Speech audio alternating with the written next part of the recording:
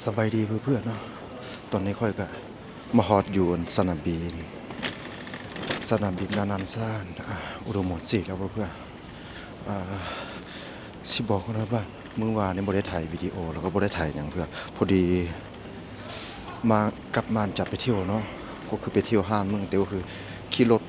นัดรถอย่างเดียวเนี่ยประมาณ5 มื้อ4 มื้อเต็มๆเพื่อนได้เที่ยวแต่มื้อเดียวระยะทางของคันที่แบบมันก็ไกลอีหลีเพื่อนเลยบ่สามารถที่แบบว่าสิไปเที่ยวแบบอย่าติดที่ได้อีกอย่าเฮาก็แบบว่าไปกับทัวร์เนาะบ่สิแม่ไปคนเดียวนะเลยบ่ค่อยมีวิดีโอที่แบบโมเมนต์ที่แบบว่าดีๆนะเพื่อนแต่อย่างใดก็ตามเดี๋ยวไปที่เมืองใหม่สิใหญ่เมืองแล้วมื้อนี้ก็คือจะอุดมหมดสิไปที่ขิวนะบ่จื้อกันสื่อมันแบบค่อนข้างที่แบบยากนะในการจื้อสื่อของประเทศจีนเนาะเพื่อนเดี๋ยวไปแนวใดก็ฝากติดตามได้เพื่อน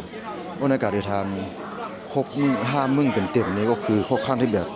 เมื่อยนะเพื่อนแล้วมากับควบคุมกับราคาเพื่อนแต่ถ้าว่าวิวมาสวยบ่มันก็ค่อนข้างที่แบบงามอยู่เลยเพื่อน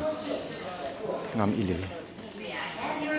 เดี๋ยวคือปัญหาคือเฮาไปว่ามันเมื่อยเกินไปนะขี่รถอย่างเดียวนะเพื่อน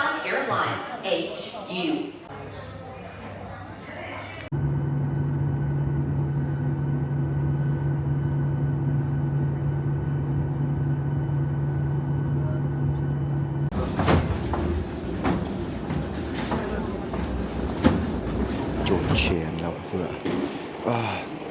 คนบ่มี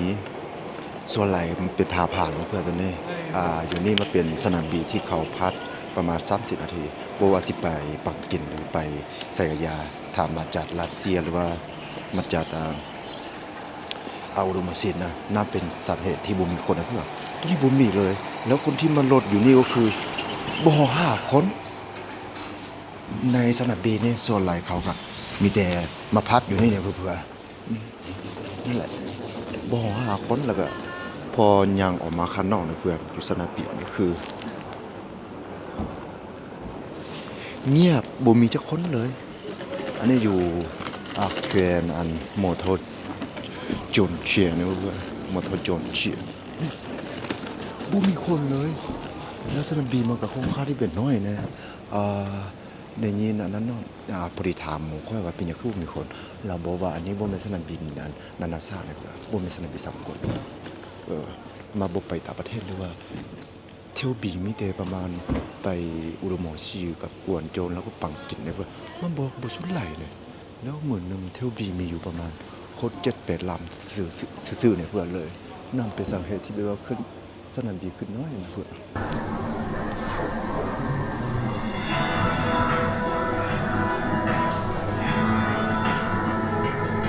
ตอนนี้ก็มาอยู่โรงแรมเราเพื่อนโรงแรมออริจิโรงแรมออริจิราคามันก็ราคาถูกอยู่ราคามันก็ทึดเนี่ยเพื่อนแล้วก็อีกอย่างอยู่นี่มันสามารถที่ซักเสื้อผ้าได้เพื่อนแล้วก็มีอาหารเช้าราคาค่อนข้างที่แบบทึดอยู่นะสำหรับอยู่ในประเทศจีนนะเพื่อนเดี๋ยวให้เบิ่งนะอันนี้เป็นห้องเพื่อนอยู่ซิ่งอ้าวก็คือกันเพื่อนโรงแรมนี้แบบราคาค่อนข้างทึบสำหรับอยู่ในประเทศจีนเนาะแล้วคนต่างชาติมันก็สามารถที่ไปเข้าพักได้เพื่อนี่เขานำแบบอัตโนมัติเพื่อเขาไม่จะเปลี่ยนเอาอันนั้นก็ได้นำเอาคันดีได้เขานำแล้วก็แบบมีบ่อห้องอาบน้ำอีกนะอันนี้เป็นโรงแรมออริจิราคาดีเพื่อ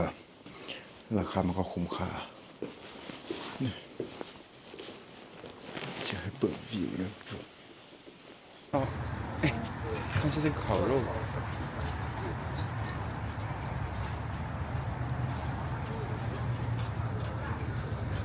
10万人这个是当然是资本上自己弄。那这个ไม่ใช่เนื้อทำไมโก้กินไม่ได้กูบอกเนื้อไม่ได้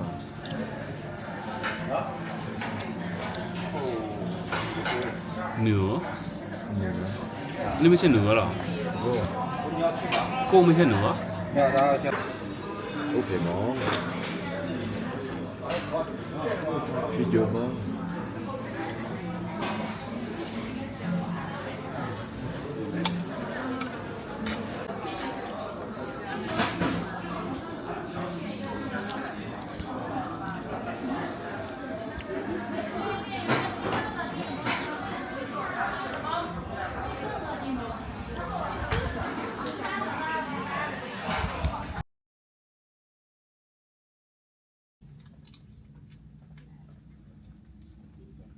这是谁的证件？อ่าสวัสดีเพื่อนๆค่อยกับมาฮอดแต่เมื่อวานเราเพื่ออยู่เมืองฉานเชิญนะแต่บ่มีโอกาสที่ไปว่าสิไปเที่ยวแล้วก็มาเมยแน่นะที่ออดทริปประมาณ 4-5 มื้อนั่นรถ 4-5 มื้อขนาดมาเมยอ่ามาเมื่อนี้แล้วตอนนี้ก็คืออยู่ต่อหน้า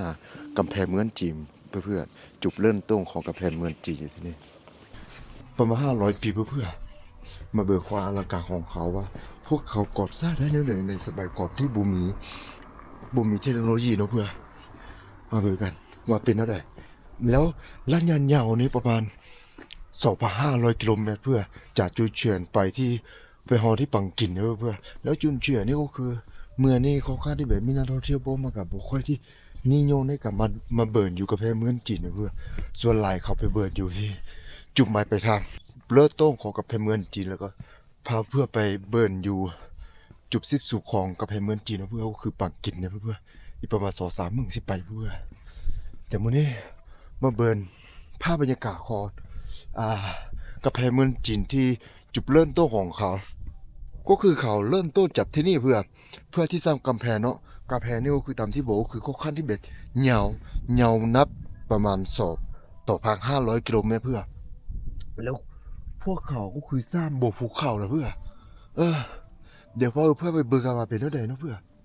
แล้วภูเขานี่ก็คือมาบอกค่อยมีต้นไม้บ่มีอีหยังเพื่อมาแบบพื้นที่ที่แบบแฮแลนด์จริงๆเพื่อมาบ่มีนั่งบ่มีอีหยังเลยเพื่อแล้วอยู่นี่มีอู่หลายเลยเพื่อเดี๋ยวพาเพื่อไปทำชมภาพบรรยากาศอยู่นี่เนาะเป็นเท่าไหร่ก็คือทุกๆคนน่าจะหูจับท่าเว้าถึงประเทศจีนสิ่งแรกที่สิ่งนี้ถือก็คือกาแฟเมืองจีนนี่เนาะเพื่อพวกเขาเอาเฮ็ดหยังเฮ็ดก็คือคล้ายๆกับแบบว่าเดี๋ยวให้เปิดนะครับคล้ายๆแบบว่าที่เขาเอาดินสมัยก่อนก็คือมันคล้ายกับปูนเนาะผสมกับเผือกนะเพื่อแล้วก็ก่อนสร้างก็คือใช้เวลาค่อนข้างที่แบบยาวนานเพื่อเนี่ยเพื่อมาฮอเรากับเมืองจีนที่เฟยฟาน26 ปีตอนนี้คนฟานเป็นจีนแล้วเพื่อนะเห็นปะ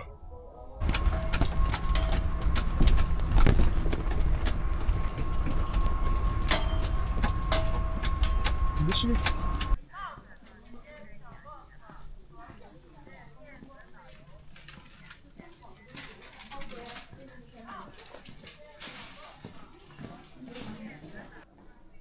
โอ้อยู่นี่มีประตูสองสร้างเพื่ออันนี้เป็นสร้างที่หนึ่งเบิร์นในสมัยก่อนเขาเจ้าก่อนสร้างเลยโอ้โหสุดยอดเลย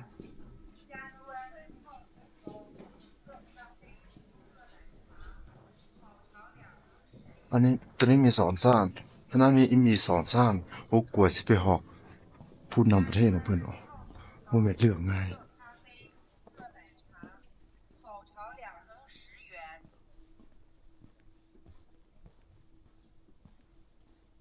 加一杯文创雪糕、热咖啡、热奶茶，炒条2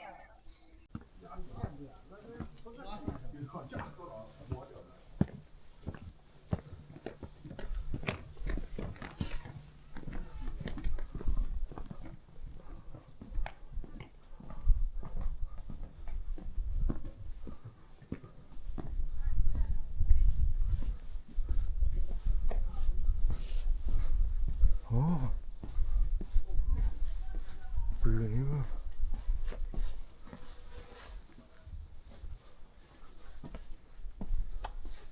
ตั้ม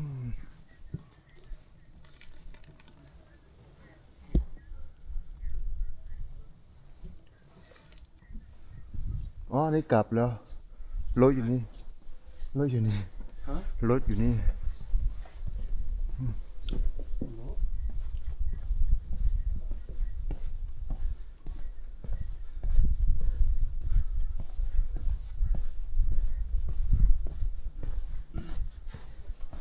โอ้นี่ใหญ่มากอะไรนะมีแต่บุหรี่